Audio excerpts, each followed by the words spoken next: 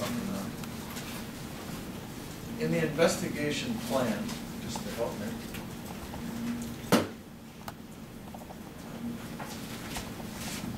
Can you show me, that's at page 263 of that, can you show me there where you had any intentions of examining the evidence that you see? Where is that notation in your investigation plan?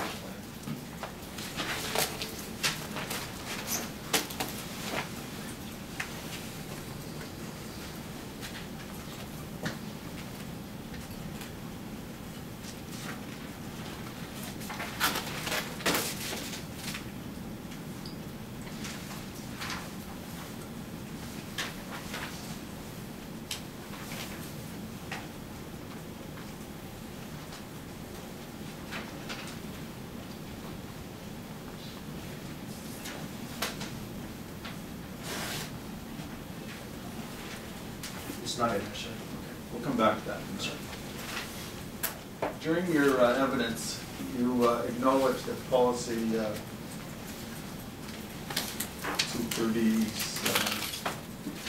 the SOP 237, may or may not have been in place at that time, and there may not have been a policy.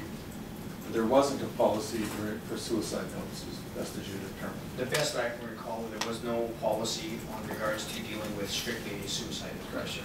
So with there being no policy, what could you as an investigator do? Is that something that you can make a decision on, or because there's no policy, you can't do anything with it?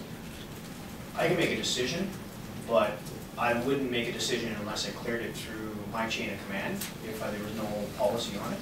Even if there was policy, I would still, given the circumstance, still speak with my case manager, should something just not go with sir. So the issue then would become, you turn to whether or not there's foul play. Whether or not, you were saying that you couldn't determine whether it's suicide, whether it's foul play. You couldn't release the note because of, you might be giving away evidence. Yes, sir. I'm going to come back to that too. Okay, sir.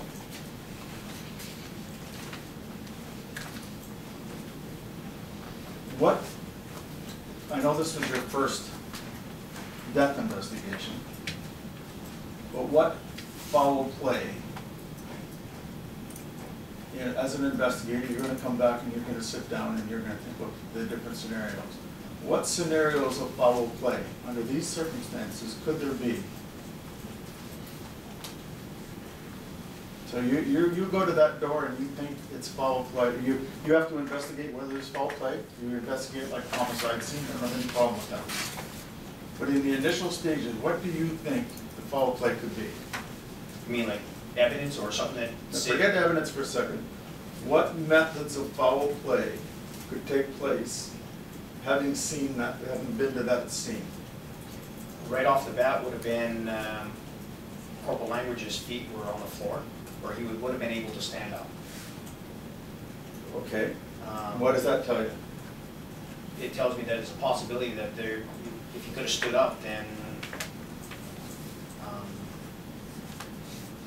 maybe somebody was forcing him to, like maybe somebody rigged it, or somebody made it look like a suicide attempt. They actually had done something earlier, and they put him in that position to make it look like as if he had hung himself. Okay. So what do you know about what the body tells you? Not sure what I know what you mean there, sir. Well, first of all, when you went in that scene, there was a chair. Yes, sir. So there's several possibilities. Could he have been on the chair? Could he have come off the chair? Your scenario is, could somebody have held him? That was a possibility, yes, sir. The coroner gave evidence that there were no visual signs of trauma to the body. Yes, sir. Outside of the literature of the neck. Do you know what the lividity tells you in the body? What does that tell you? The time of the, like how long the person is? No, it doesn't tell you that at all. I'm not sure. What does lividity tell you? I'm not sure, sir. So you don't know. If a person dies and is in another position, the body goes to its lowest level.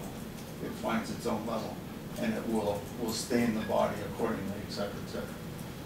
In that position, you even heard the coroner, and I think in his evidence, spoke of the lividity of the body in the hands and the arms and the legs. Do you remember hearing him say that?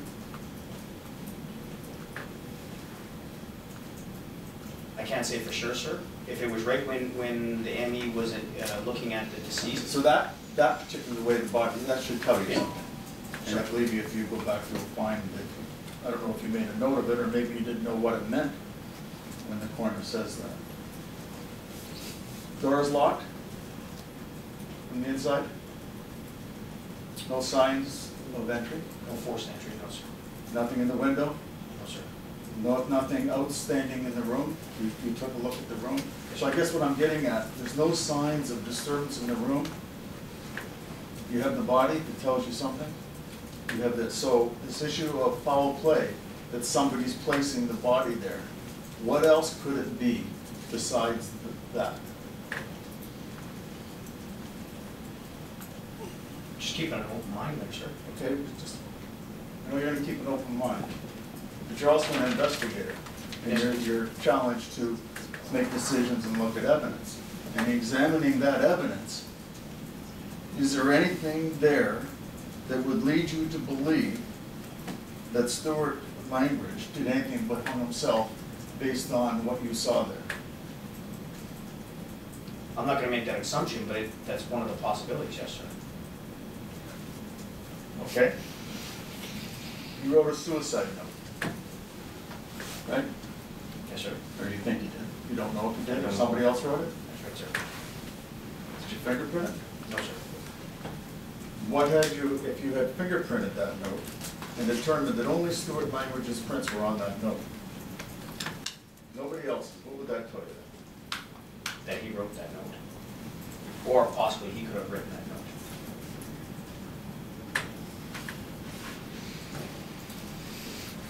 If there were somebody else's fingerprints on there, then maybe that might have given you something to do something else with.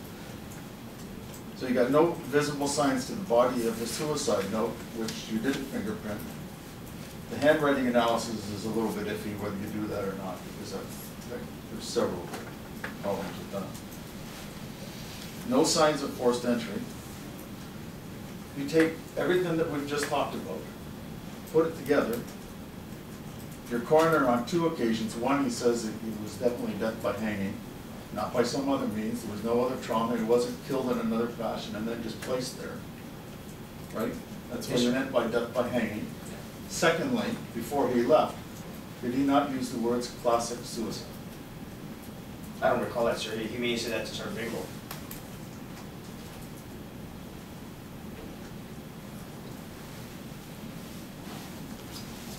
You then would have, soon thereafter, within days, you did several interviews, prior knowledge of previous suicide attempts.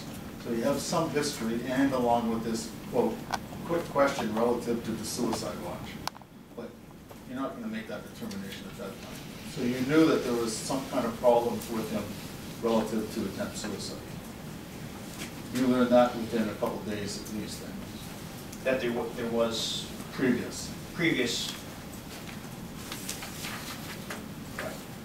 So what I'm going to suggest to you is that there's a difference between concluding your investigation with suicide and determining it was a suicide and later concluding your investigation. I'm going to suggest to you there's a difference. Okay, sir. Do you agree?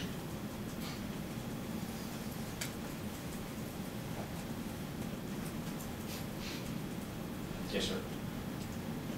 That the issue of suicide could potentially have been determined long before the date of June. Even before the date you get the final medical examiners. That may have just been the final tick in the box, but the issue of determining suicide, could you not have come to that conclusion much sooner and then carried on your investigation? I'm not saying you've concluded it, but the issue of whether or not Stuart Langridge hung himself could have been concluded much sooner.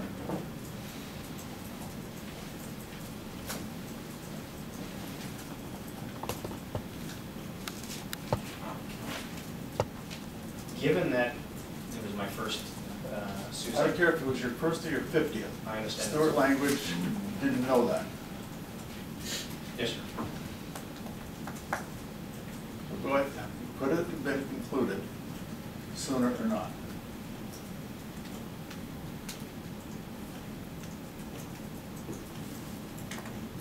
Looking back now at everything, yes,